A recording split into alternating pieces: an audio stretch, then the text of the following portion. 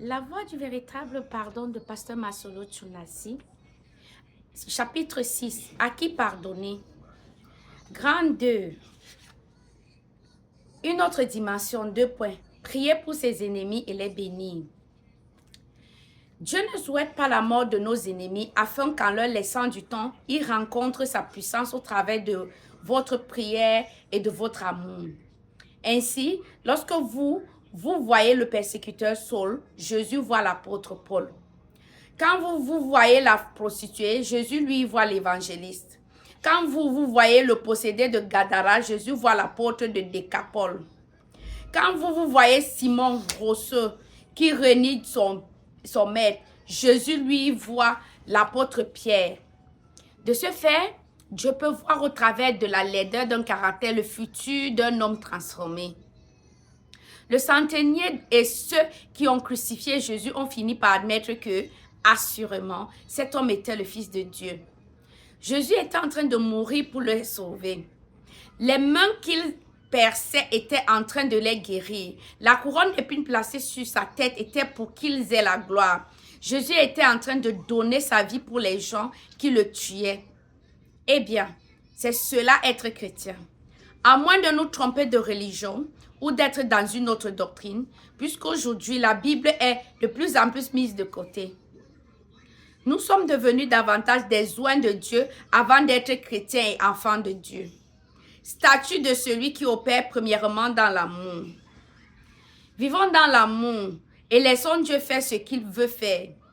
Je peux vous assurer que lorsque Dieu s'occupe de vos ennemis, vous prenez même à avoir pitié d'eux et à demander à Dieu d'arrêter. Ce qu'il ne fait pas d'ailleurs, car il sait ce qu'il a à faire.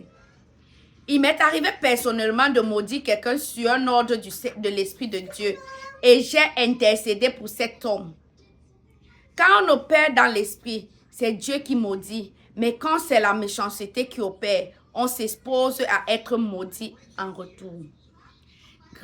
Grand B, Job et Joseph. L'exemple de deux hommes de même nature que nous. Petit 1, l'exemple de Job.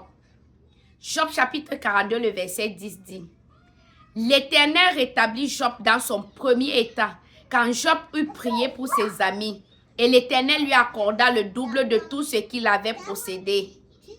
Avant que Dieu bénisse Job, il lui a été demandé de prier pour ses amis. Des amis de la richesse qui l'ont abandonné quand il est devenu pauvre. Des amis qui sont venus le tourmenter et le mortifier quand il est tombé malade. Des amis qui sont venus le culpabiliser quand il a perdu ses enfants. Job leur a pardonné malgré tout et Dieu l'a béni en retour. La bénédiction de Job était cachée dans sa prière pour ses ennemis. De la même manière, quand vous avez traversé des moments difficiles au cours desquels beaucoup vous ont abandonné, bénissez ces personnes. C'est alors que le double viendra sur vous. Votre bénédiction est cachée dans la prière pour vos ennemis. Il y a un homme dans ce monde dont le travail est de m'insulter. Il fut un temps où je m'interrogeais sur cette personne et ses motivations à mon encontre. Néanmoins, lorsque j'ai analysé l'impact de sa médisance sur ma personne et sur mon ministère, je me suis rendu compte que plus il m'insultait, plus je montais dans l'estime des internautes qui s'abonnaient en nombre sur ma page. Grâce à ces insultes, j'ai été classée dans les rangs des personnalités publiques connues et reconnues. En fait, c'était un journaliste non rémunéré, voire un agent publicitaire qui, grâce à son travail d'exposition de mon nom et de mon ministère, m'a permis de recueillir l'adhésion de plus de 1 400 000 abonnés à ma page Facebook. Des hommes, des personnes de tout horizon géographique, convaincus par eux-mêmes de l'impact de mes messages de sainteté, d'amour, de puissance et d'équilibre. Que Dieu soit béni, lui qui est caché derrière nos détracteurs. Bénissez vos ennemis au centuple. L'exemple de Joseph, petit 2. Le pardon de Joseph a déjà été évoqué plus haut. Joseph a été vendu par ses frères, mais lui, il les a nourris, ils l'ont jeté dans un trou et lui, il leur a donné Goshen.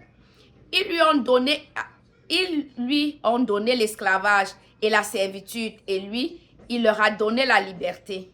Et ainsi, Ces deux enfants sont devenus deux tribus d'Israël.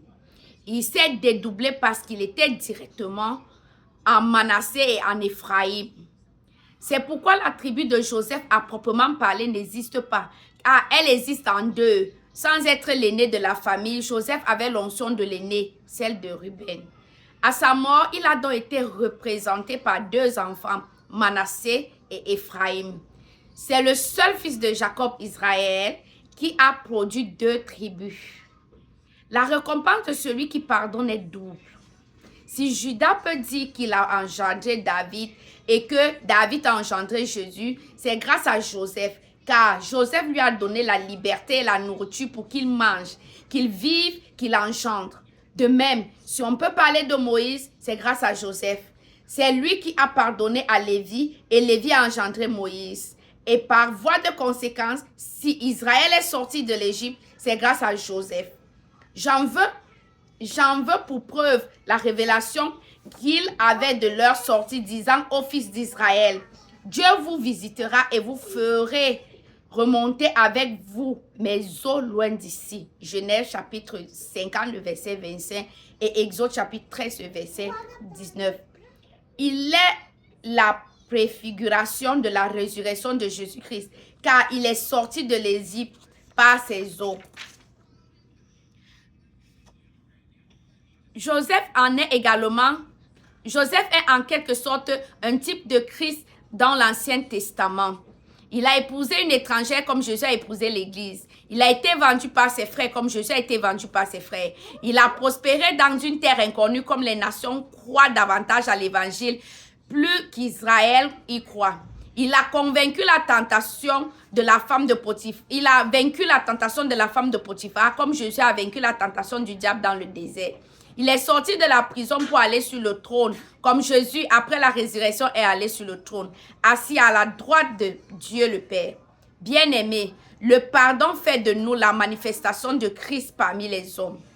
Quand les autres vivent dans la haine, soyez dans l'amour. C'est ce qui démontre que vous êtes un chrétien.